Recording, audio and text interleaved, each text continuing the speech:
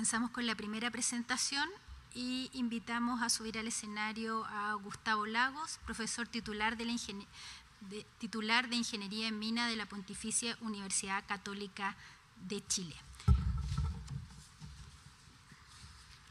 Como introducción, me gustaría señalar que el litio, al convertirse en un material clave en la revolución energética global, ha generado un gran interés desde muchos puntos de vista. Como sabemos, el litio fue denominado estratégico en 1979 y cualquier concesión posterior a ese año, el Código de Minería, en concordancia con la Constitución Política, le otorga al presidente de la República la facultad de establecer las condiciones de explotación dentro de las siguientes opciones: por el Estado o por sus empresas, por concesiones administrativas, por un contrato especial de operaciones otorgados por el Ministerio de Minería a favor de un privado.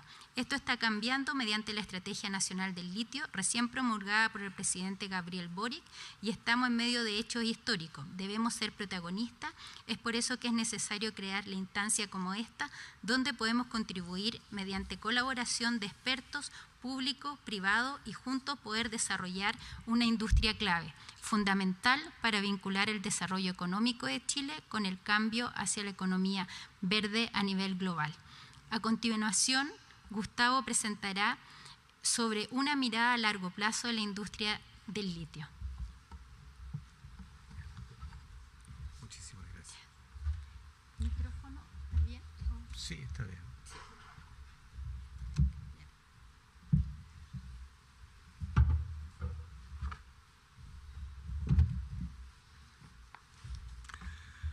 Buenos días. Muchas gracias por la invitación a la Universidad del Desarrollo y también al SMI-ICE. Es un honor para mí estar acá, primera vez que vengo a la Universidad del Desarrollo, y estoy muy impresionado por el campus y por esta sala. Bueno, yo voy a hablar sobre el litio. ¿Podríamos colocar la presentación, por favor?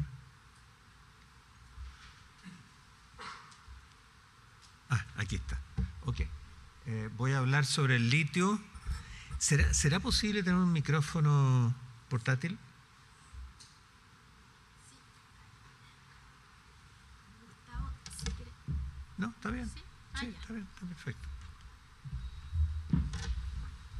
Muchas gracias. Voy a hablar sobre una mirada a largo plazo, ¿no es cierto?, de la industria del litio, que a veces nos hace falta tener una mirada a largo plazo. Estamos solamente en la contingencia. Primero, una óptica histórica de la oferta y la demanda, producción, reservas, el precio, los objetivos de Chile, en mi opinión, ¿ya?, la demanda futura y la producción, y un contexto muy breve, ¿no es cierto?, sobre el litio en las baterías.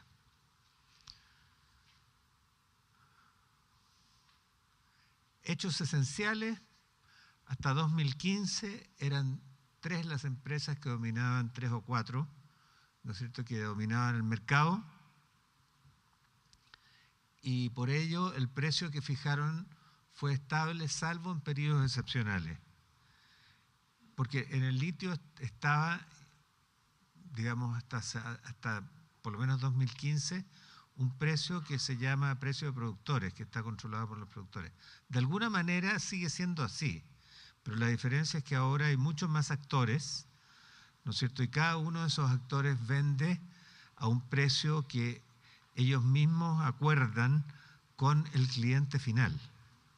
Y los clientes finales, digamos, tienen distintas necesidades. Entonces, por ejemplo, una fábrica de batería, aquí está la representante de CATL, me entregó una tarjeta más temprano, que es justamente la fábrica más importante de automóviles eléctricos en el mundo, y de baterías, y por lo tanto ellos tienen una especificación distinta de la que pide la fábrica que es segunda en el mundo, y la tercera y la cuarta y la quinta. Entonces, las empresas que producen el litio refinado tienen un gran desafío al momento de vender el litio, porque obviamente cada especificación es distinta, ¿ya? Y estoy hablando de impureza, fundamentalmente de impureza y también digamos, de pureza del litio. Desde 2015 vemos el comienzo de los ciclos, el primero de los cuales dura 5 años, la mitad o menos de la mitad que un ciclo del cobre. Eso es muy relevante en la determinación del precio futuro. La mayor demanda se satisface con mayor exploración y descubrimiento, como en todas las industrias minerales.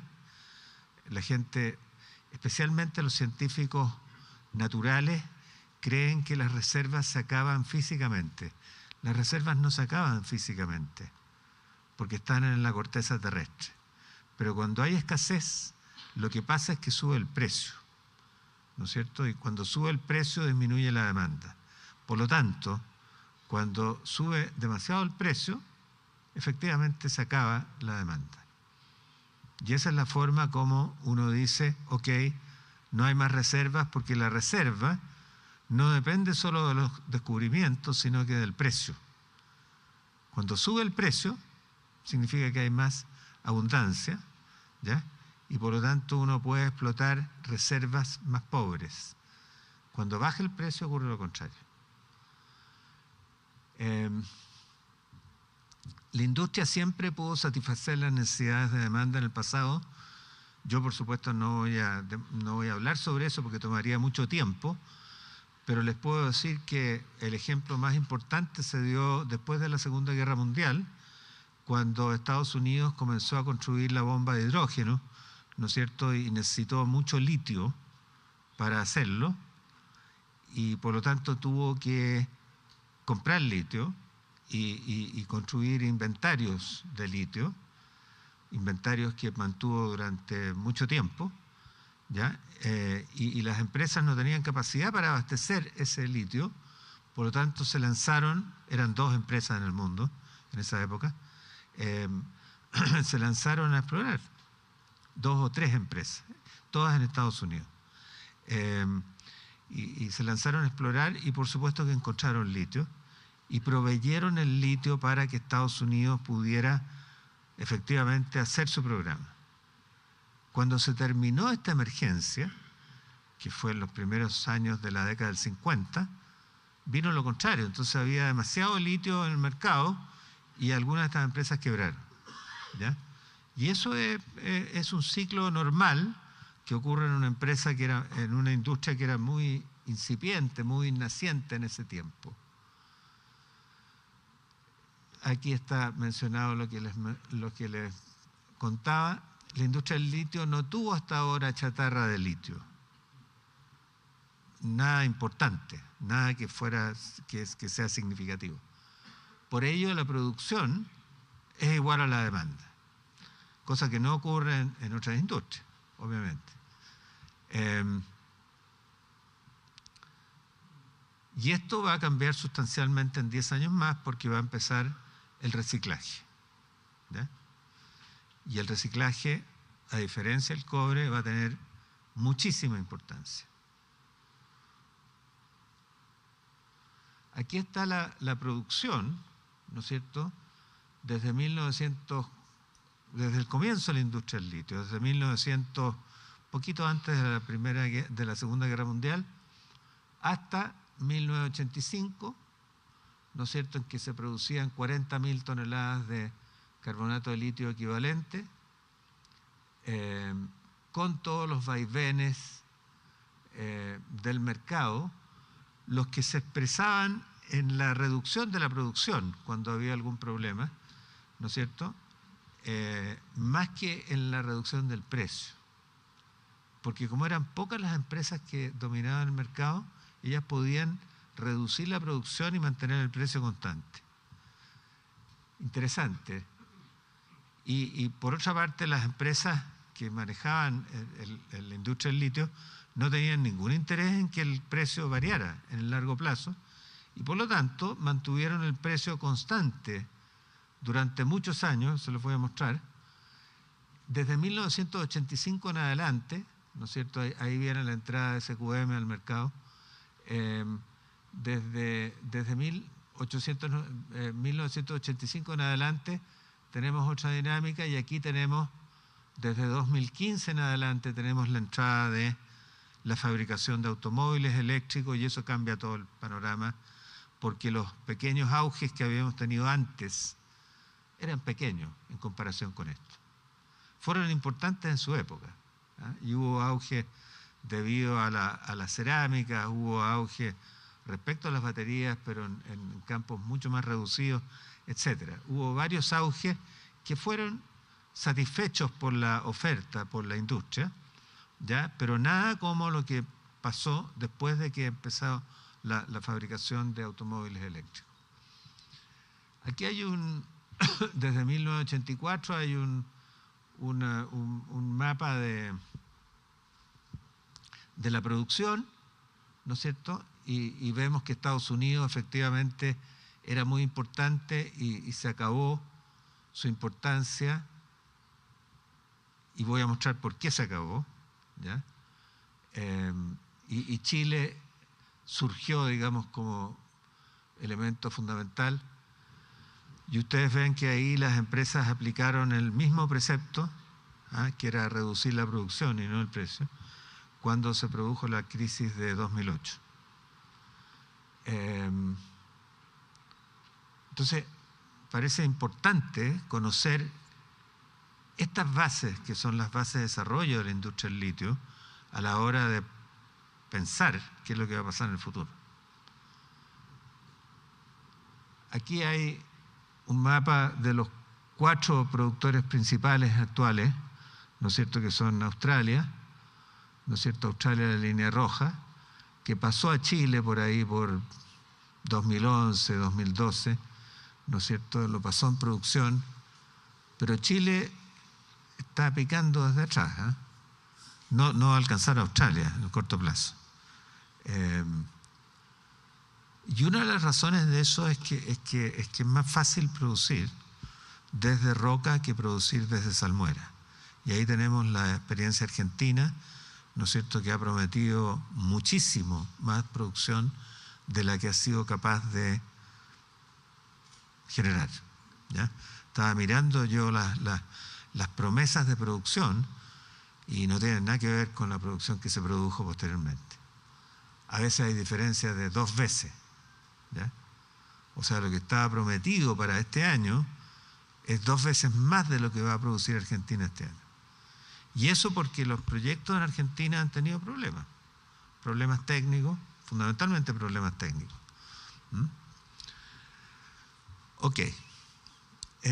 Y vemos que China, por supuesto, es importante en esta industria, y es importante no solamente por su producción de minas, sino que por su capacidad de producir, de refinar los concentrados que vienen de Australia.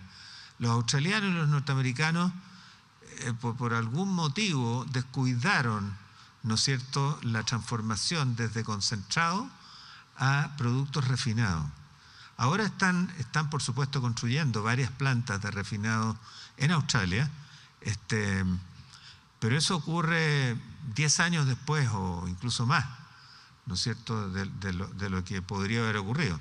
En este momento, el año pasado, el 76% del litio refinado del mundo se produjo en China y el 27% se produjo en Chile, porque nosotros producimos litio refinado, que es carbonato y hidróxido. 4% en Argentina, 2% en el resto del mundo, 0 en el resto del mundo, o sea, 0% en muchos países. Y eso incluye Estados Unidos, increíblemente.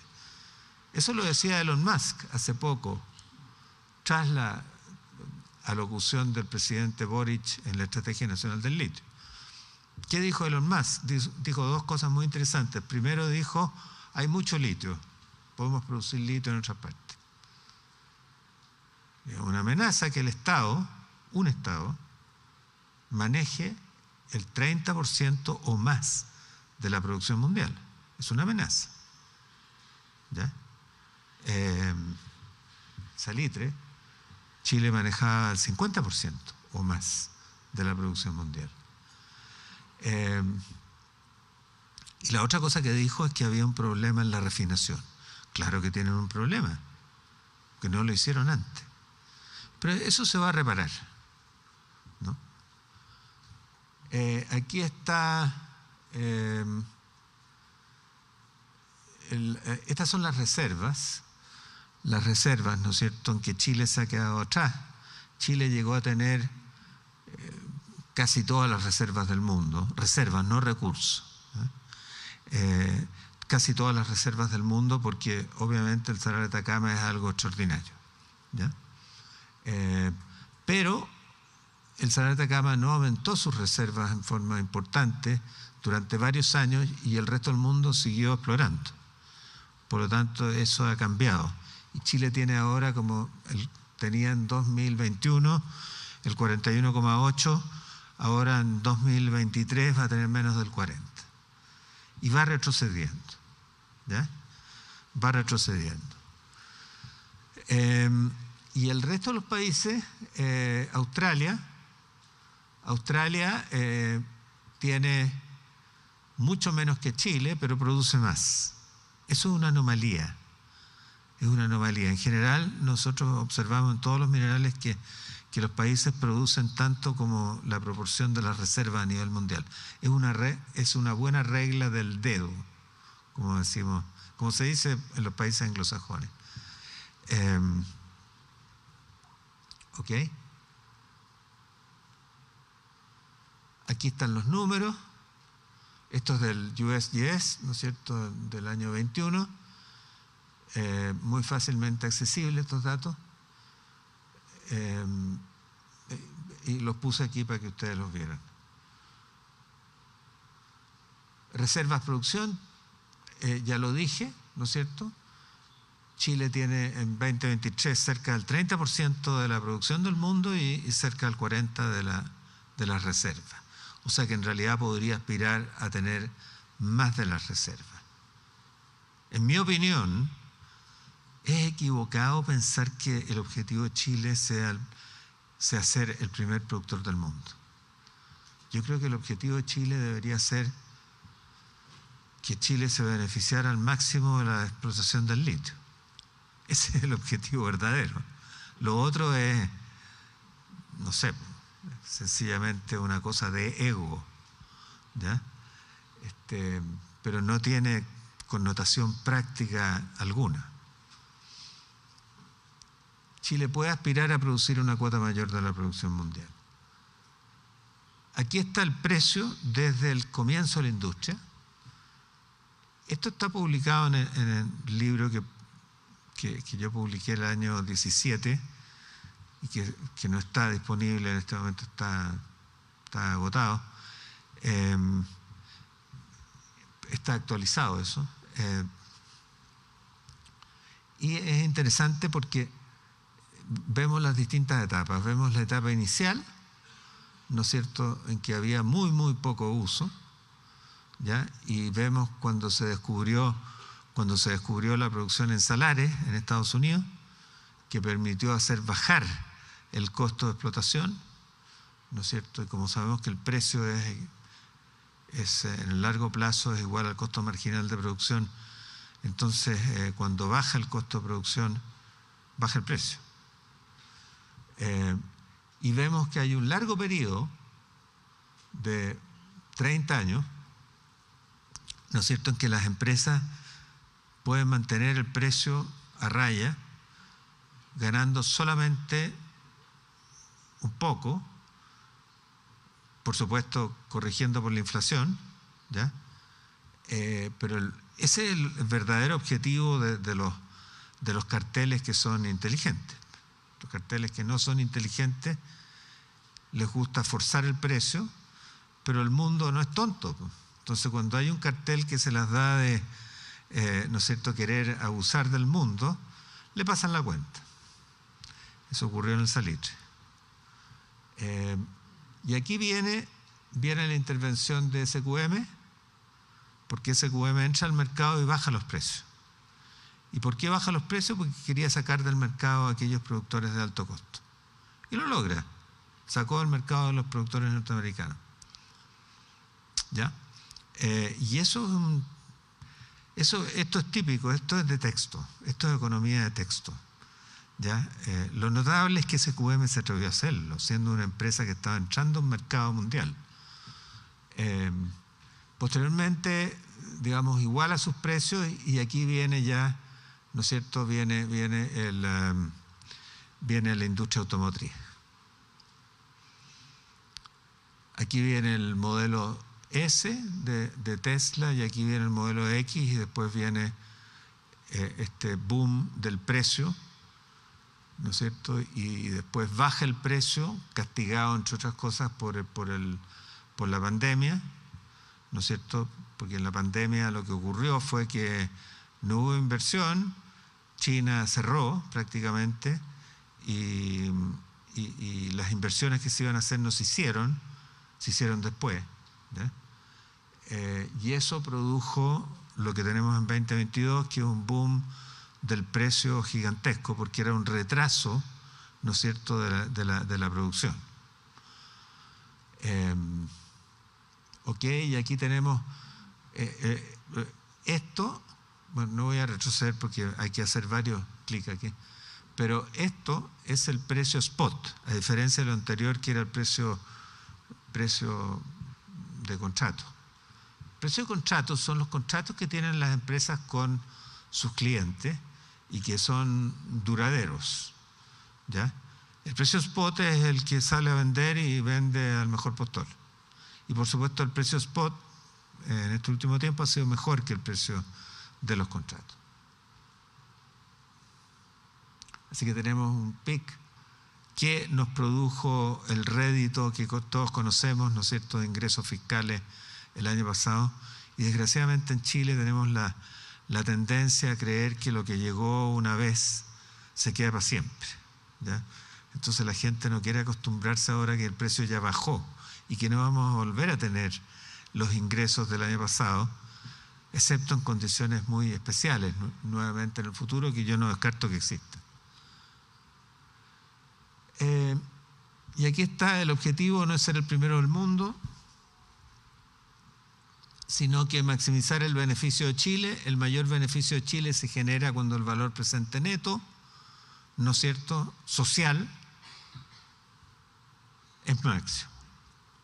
Esto debería considerar la inversión, la producción, los costos, los ingresos fiscales, los encadenamientos productivos hacia atrás y hacia adelante, el empleo y las exportaciones, no solamente los impuestos.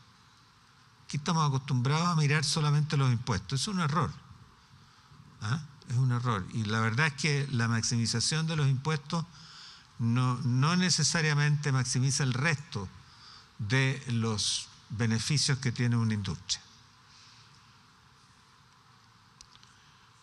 Esto solamente para ilustrar, esto viene de una memoria de SQM, es para ilustrar que en la actualidad las principales empresas del mundo no tienen poder de mercado y no podrían manejar el mercado aunque quisieran. Eso es una cosa que diferencia el mercado actual de lo que ocurría hace 20 años atrás. Eso es bueno, es bueno. Finalmente, ¿cuánto puede rendir SQM en el Salar de Atacama? Porque yo digo, aquí hay dos partidos. El presidente Boric anunció su estrategia nacional del litio y dio el puntapié inicial de dos partidos. El partido del Salar de Atacama, ¿ya?, y el partido del resto de los salares. El partido del Salar de Atacama es como la final de la Copa Mundial, porque es el mejor depósito del mundo. Por lo tanto, lo que ocurra ahí, ¿no es cierto?, no solamente con SQM, sino que también con Albemarle, va a determinar mucho, o sea, casi totalmente lo que ocurra con Chile y además lo que ocurra con el mundo. Porque el Salar de Atacama en este momento produce cerca del 30% del litio del mundo y podría ser más. ¿Ok? Así que tiene un peso gigante. No estoy mirando en menos el resto de los negocios en Chile. No los estoy mirando en menos, pero hay que poner en contexto de qué estamos hablando. La pregunta es cómo puede ser este número en el futuro, dado que el crecimiento de la demanda del mundo y los permisos que tiene SQM, está mal ahí, para producir. ¿Cómo puede ser la participación? ¿Cómo puede ser esa conversación? Quiero explorar brevemente eso. ¿En qué medida se puede mejorar la posición competitiva de SQM en el Salar de Atacama como producto de las negociaciones entre Codelco y SQM? ¿Cómo se maneja el royalty definido? Aquí hay problemas que son súper complejos, y yo no tengo idea de cómo resolverlo. ¿Cómo se maneja el royalty definido en el convenio con Corfo? En 2018 la tributación efectiva fue 56%, en 2019 58%. Esto es SQM. 2020 65%, 2021 46%, 2022 55%. O sea, SQM está tributando más que la mayor parte, si no todas, las otras empresas de litio del mundo. ¿Está bien? Yo creo que está bien porque tiene la mejor renta. Porque el Salar de Atacama es la joya de la corona, entonces da esa renta. Este royalty da para que SQM siga no solamente operando, sino que invirtiendo. ¿Ok? Y eso es bueno para el Estado de Chile. Pero ¿cómo verlo a futuro? Es bastante más complejo. ¿Cuánto puede rendir Albemarle en el Salar de Atacama? ¿Cuánto puede producir Albemarle en el Salar de Atacama? La pregunta es cómo puede ser este número en el futuro dado el crecimiento de la demanda del mundo y los permisos que tiene Albemarle. Porque lo que pasa es que Albemarle tiene mucho menos permisos que SQM. ¿Ya? ¿Cómo se maneja el royalty definido en el convenio con Corfo? Lo mismo que para SQM. Tal vez con alguna diferenciación, porque no son iguales. ¿Es necesario mirar las cuotas de producción autorizadas? Son preguntas que yo hago. Estas son mucho menores que las de SQM, es decir, el salar podría rendir mucho más que ahora con un manejo más equilibrado y sostenible entre las dos empresas. Y esto sin contar siquiera las otras que están en el Salar de Atacama y que no tienen inversiones todavía. ¿Ok? Aquí hay una curva de demanda total y de demanda total hay muchas curvas. Yo coloqué una que está disponible de una estadística de Benchmark Minerals, ¿no es cierto?, que me fue facilitada. Y esto obviamente es gigantesco, porque nosotros estamos por ahí en este momento, 600.000 toneladas, el año pasado 650.000 toneladas de carbonato de litio, y tenemos que llegar a 3 millones en el año 30, o sea, una cosa brutal. Y después esto sigue subiendo. Y hay algunas que son un poco más bajas las proyecciones, pero no importa si el ejercicio es igual. Si nos equivocamos el 10 o 15% o 20%, no va a ser muy distinto el análisis. ¿Ya? Entonces esa es la demanda total y esa es la proyección del efecto del litio reciclable, ¿no es cierto?, en el futuro. Puede estar correcta la proyección, puede no estar correcta, pero tenemos un impacto muy importante del litio reciclable por delante. Entonces la verdadera curva primaria es esta de acá, pero que igual es gigantesca, porque estamos hablando de llegar en el año 40, ¿no es cierto?, a casi 4 millones de toneladas. Y en este momento producimos 600.000. Así que aquí tenemos lo que produce SQM en el 22, lo que va a producir en el 25 de acuerdo al convenio y lo que podría producir si es que introduce tecnología de extracción directa sin necesidad de tener nuevos permisos, ¿ya? Podría casi duplicar la producción. Y si introduce otras medidas, ¿no es cierto?, también podría aumentar un poco esa producción. O sea, podría estar por aquí por las 500, pero eso está súper lejos de la demanda total. O sea, en este escenario, Chile va a perder enormemente la participación en la producción mundial. La pregunta es cómo mejorarla. Voy a retroceder a ese, sí. Yo creo que aquí se juega el partido. Aquí se juega el partido, porque si SQM es capaz de negociar con Codelco, ¿no es cierto?, el aumento de la cuota antes de 2030, y tenemos métodos de producción sostenible que permitan hacer eso, y también con Albemarle, porque va a estar interesada en hacer esto, fantástico, pues eso es bueno para Chile. ¿Por qué no hacerlo? Hay que hacerlo. ¿Te fijas? Este es el partido que estamos jugando. Partido con vista al mundo, con vista a los beneficios de Chile. Ese es el partido. Eso es lo que yo quería. Tengo otras cosas, pero sí, aquí tengo un par de estadísticas. Se las voy a mostrar. Yo no estoy tan preocupado del precio del litio en cuanto a sus efectos en reemplazar al litio en las baterías, porque las estadísticas que hay, y esto es un paper de CEPAL de ahora muy reciente, que yo me imagino que están bien los números, pero parecen estar bien. O sea, en un pack de batería el litio es 1% de la masa, ¿ya? Muy poco. Y aquí está exactamente, digamos, en dónde está el litio, y está en el cátodo, básicamente.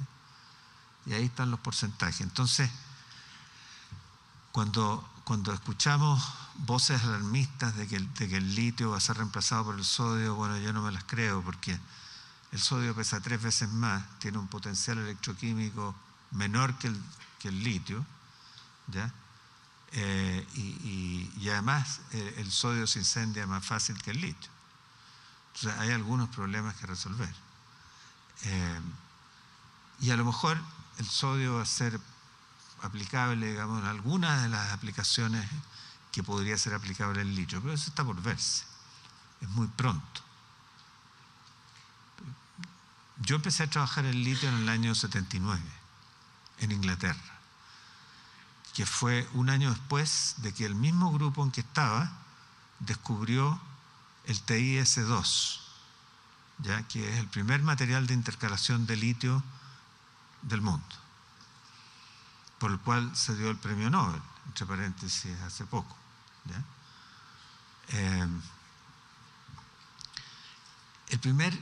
La primera batería de litio la produjo Sony en 1991. Y las baterías de auto solamente en 2012, 2013 a nivel comercial. Entonces, hay un gran delay, una gran tardanza en que estas cosas se traduzcan en tecnologías comerciales. Es posible que eso se acorte en el caso del sodio y de otras tecnologías que han venido prediciendo hace muchos años que van a desplazar al litio. No han sido capaces de desplazar al litio. En resumen, yo creo que el litio va a seguir siendo de gran importancia, por lo menos hasta que termine, ¿no es cierto?, la crisis del cambio climático, que va a ser no antes de 2060 o 2070. 2070 es el momento en que la India logra carbono neutralidad. 2060 China logra carbono neutralidad. Los dejo con esas reflexiones y preguntas. Muchas gracias.